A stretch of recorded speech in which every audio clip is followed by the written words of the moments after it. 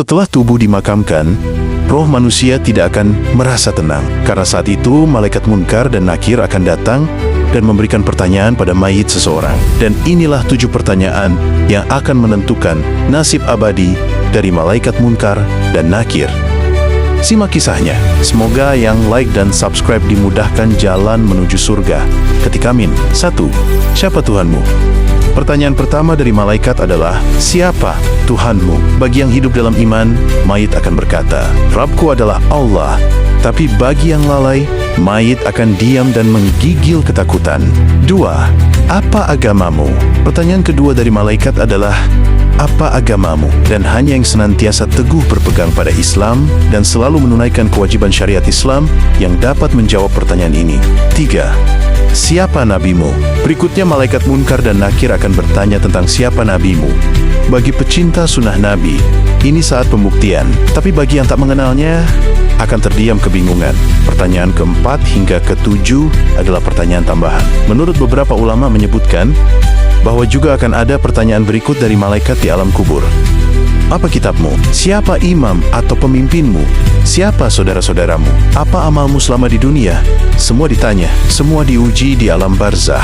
Sahabat beriman, kematian merupakan hakikat yang menakutkan. Dia akan mendatangi seluruh orang yang hidup dan tidak ada yang kuasa menolak maupun menahannya. Dan maut merupakan ketetapan Allah Azza wa Jalla. Ini adalah hakikat yang sudah diketahui, maka sepantasnya kita bersiap diri menghadapinya dengan iman sejati dan amal syalih yang murni. Dan setelah kematian, maka alam kubur adalah tempat persinggahan setelahnya. Baginda Nabi Muhammad SAW bersabda bahwa kubur adalah taman dari taman surga atau lubang dari lubang neraka. Hadis riwayat At-Tirmizi. Hadis ini menggambarkan bahwa alam kubur bisa menjadi awal kebahagiaan bagi orang yang beriman dan beramal saleh, namun juga bisa menjadi awal penderitaan bagi mereka yang durhaka.